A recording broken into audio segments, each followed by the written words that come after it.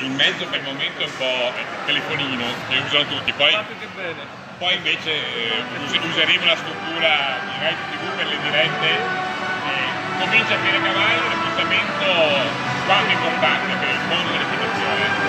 Per il mondo degli sport equestri è importantissimo, ma per il mondo del cavallo noi abbiamo questo magnifico compagno di sport. Io chiedo scusa se tolgo la sua immagine, vorrei invitare Italo che a girarsi verso il campo nuovo, perché è bello vedere i cavalli, perché ce li abbiamo qua i cavalli, quindi facciamoli vedere.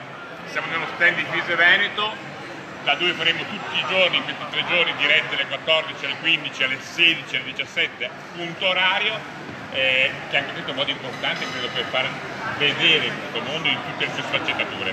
Qui abbiamo il cavallo al centro del mondo, non solo soltanto gli sport equestri, è il cavallo in tutte le sue declinazioni, in tutte le sue passioni, in tutte le sue modalità, eppure quelle più moderne, che sono la sua capacità terapeutica e tutte le doti che il nostro compagno di sport ha, viene mostrate qua a Fiera Cavallo. Ricordiamo che FISE è una federazione olimpica, però non pensa soltanto allo sport, non pensa soltanto all'agonismo, ma pensa anche al rapporto tra l'uomo e questo meraviglioso animale. Credo che sia giusto dirlo e ricordarlo, che non è soltanto medaglie, gare, concorsi, ma è un mondo a 360 gradi. Il cavallo è uno stile di vita, il cavallo è una passione totalizzante, il cavallo è un grandissimo compagno di vita, di sport, di tempo libero e per qualcuno pure di terapia.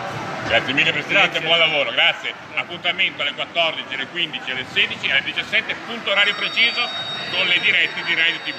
Grazie.